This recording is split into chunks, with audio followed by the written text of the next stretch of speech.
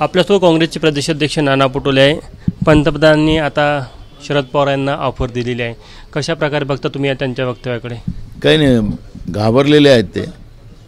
हे घाबरलेल्याच्या स्थितीमध्ये सत्तेच्या बाहेर जाण्याच्या भीतीमुळे नरेंद्र मोदीजी या पद्धतीचं ऑफर देतात. आणि उद्धव ठाकरे आता शरद पवार, काही अर्थ राहणार नाही. कारण की महाविकास आघाडी मजबूत आहे. महाविकास आघाडीच्या बाजूनी जनतेचा कौल आहे आणि त्याच्यामुळे मोदींच्या या वक्तव्याचा महाविकास आघाडीवर कुठलाही परिणाम होणार नाही. जर शरद पवारांना मोदी अशी ऑफर देत असेल तर अजित पवारांचं काय होईल मग? बघा, मी मागच्या वेळेस सांगितलं की जसं नरेंद्र मोदीजींनी अग्निवीर योजना मिलिटरी आणली, तशी योजना त्यांनी राजकीय पण आणून ठेवलेली आहे. ते अग्निवीर मी मागच्या काळातच सांगितलं की अग्निवीर कोण कोण होणार आहे. 4 जूनच्या नंतर हे अग्निवीर आपल्याला पाहायला मिळतं.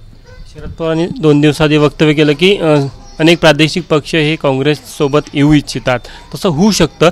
आणि आता पंतप्रधानाचं हे वक्तव्य काँग्रेस बरोबर येणार ते त्यांच्याकडे जाऊ नका, आमच्याकडे या, असा जुमला त्यांनी फेकलेला आहे.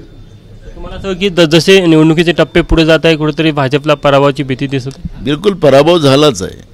150च्या वर त्यांची जागा येणार नाही, त्यामुळे पराभव निश्चित आहे. महाराष्ट्रामध्ये सातत्याने पंतप्रधान सभांची संख्या वाढत आहे. मागच्या वेळेस 14 सभा होत्या, आता 29 सभा होतात. तर किती घाबरलेले आहेत छत्रपती शिवाजी महाराजांच्या महाराष्ट्राला ते दिसते. तरी होते काँग्रेसचे प्रदेशाध्यक्ष नाना पटोले. कॅमेरामॅन व्यंकटेश नायडूसह तुषार कोहळे, ABP माझा, नागपूर. ABP माझा, उघडा डोळे बघा नीट.